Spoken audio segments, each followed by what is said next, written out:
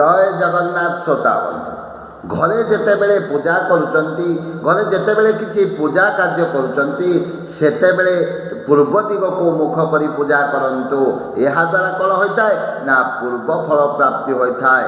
ଠାକୁର ଘରେ ପୂଜା କରିବା ସମୟରେ ପୂର୍ବ ଦିଗକୁ ମୁଖ କରି ଯେକୌଣସି ଭଗବାନଙ୍କର ପୂଜା ହେଉ ପୂର୍ବ ଦିଗକୁ ମୁଖ କରି ପୂଜା କରିବା ଆବଶ୍ୟକ। କିନ୍ତୁ ଯେତେବେଳେ ଶନିଦେବଙ୍କୁ ପୂଜା କରୁଛନ୍ତି, ନଚେତ୍ ଶନି ମନ୍ଦିରରେ ପୂଜା କରୁଛନ୍ତି, ସେତେବେଳେ ପଶ୍ଚିମ ଦିଗକୁ ମୁଖ କରି ପୂଜା କରିବା ଆବଶ୍ୟକ।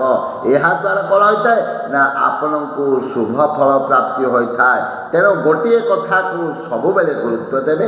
ଯେତେବେଳେ ଘରେ କୌଣସି ପୂଜା କର୍ମ କରୁଛନ୍ତି କିମ୍ବା ମନ୍ଦିରକୁ ଯାଇଛନ୍ତି ପୂଜା କର୍ମ କରୁଛନ୍ତି, ସବୁବେଳେ ପୂର୍ବ ଦିଗକୁ ମୁଖ କରି ପୂଜା କର୍ମ କରିବା ଦ୍ୱାରା ପୂର୍ବ ଫଳ ପ୍ରାପ୍ତି ହୋଇଥାଏ ବୋଲି ଶାସ୍ତ୍ରର ମତ ରହିଛି।